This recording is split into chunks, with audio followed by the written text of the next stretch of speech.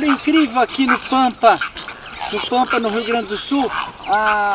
Essas garças estão imigrando, talvez elas imigram da Argentina, da Patagônia, mas aqui nós encontramos um ninho, verdadeiro ninho das garças.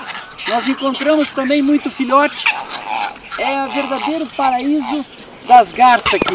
Interessante que a cinza, mas nós encontramos ali, ó, um João grandão, que é um pássaro muito maior, com os filhotes junto com elas aqui, ó. Isso também é muito importante, isso.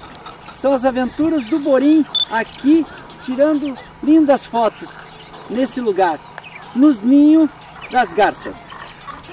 Até semana que vem, se Deus quiser.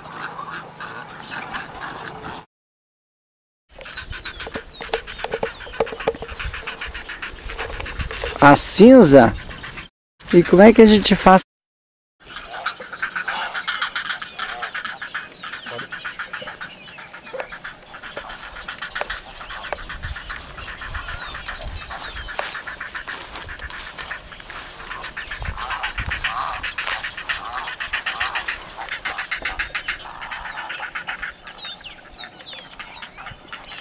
Acho que até por aí, para.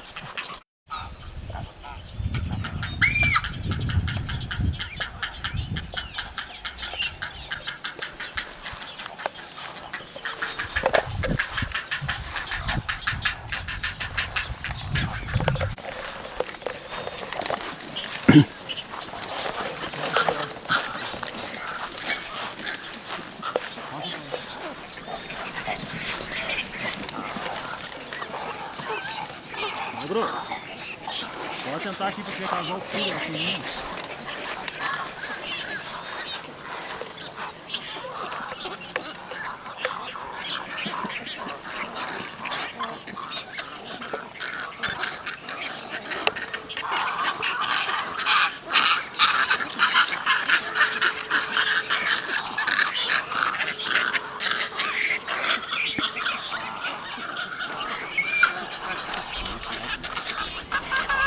Tu viu os filhotes?